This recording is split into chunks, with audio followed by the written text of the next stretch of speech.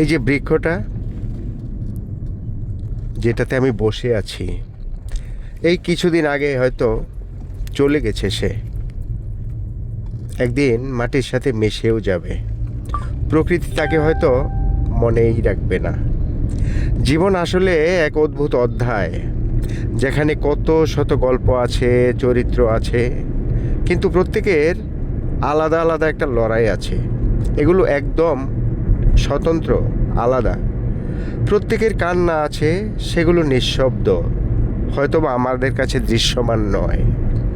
আমরা প্রতিনিয়ত কত কথা বলি, এক জীবনে অনেকের সাথে পথ চলি, তবু মনের গভীরে কিছু অনুভূতি শুধু নিজেরই রয়ে থাকে।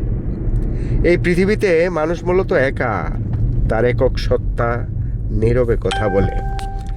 মাঝের এই কোলাহল শুধুই দৃশ্যমান, এগুলোই শুধু মানুষ দেখে। তাই হয়তো বিকেলের শেষ আলো বলে যায়, মানুষ আসলে একাই পথিক, আর জীবন এক অনন্ত নিঃশব্দ যাত্রা।